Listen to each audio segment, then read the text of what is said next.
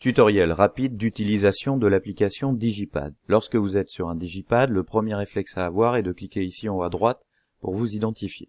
L'application vous donne par défaut un surnom original, remplacez-le par votre prénom ou vos initiales et vous validez.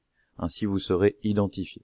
Vous pouvez d'ailleurs savoir qui a posté quoi, il vous suffit de cliquer ici pour voir qui a déposé tel ou tel document.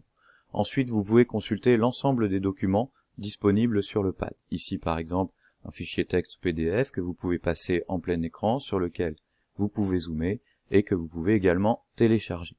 Ici, par exemple, vous avez accès à une vidéo que vous pouvez lire directement sur le pad en cliquant sur les boutons d'activation. C'est la même chose avec d'autres documents interactifs. Ici, par exemple, un petit exercice Learning Apps que vous pouvez faire très facilement, etc., en le complétant. On peut également vous demander de télécharger un fichier sur votre ordinateur pour le compléter et ensuite le reposter.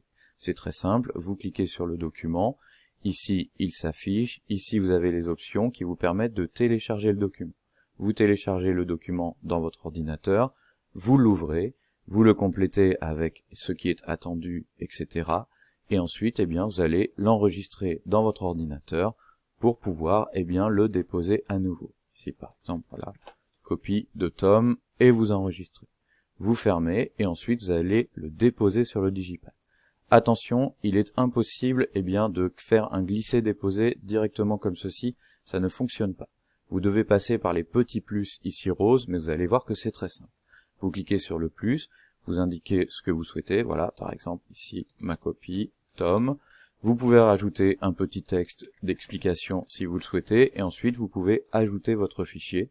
Ici par exemple, vous allez récupérer votre fichier, vous cliquez sur ouvrir, très important, vous patientez le temps que le téléchargement se fasse, ici vous avez un aperçu, et ensuite vous validez.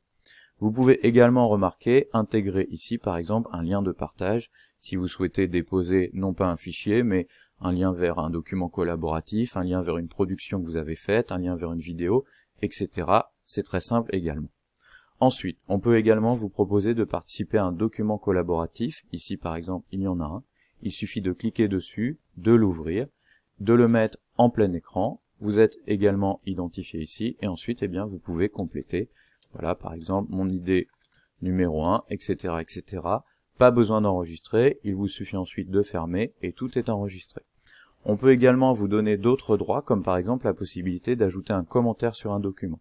Ici, par exemple, vous pouvez cliquer ici sur commentaire et ajouter une petite précision, par exemple, voilà, j'ai essayé de faire au mieux, et vous enregistrez, et ainsi, on saura que vous avez ajouté un petit commentaire, ici, vous voyez, une notification apparaît.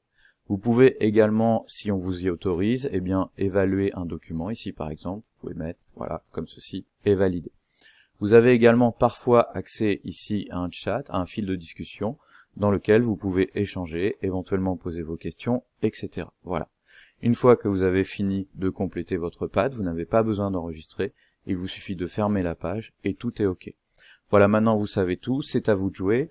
Toutes les options proposées dans ce tuto n'auront peut-être pas été activées par celui qui a créé le Digipad, à vous de voir ce que vous avez. Parfois, par exemple, vous avez simplement un Digipad en lecture, vous pouvez consulter les documents, mais il n'y a pas les petits plus roses parce qu'on ne vous autorise pas à déposer des documents.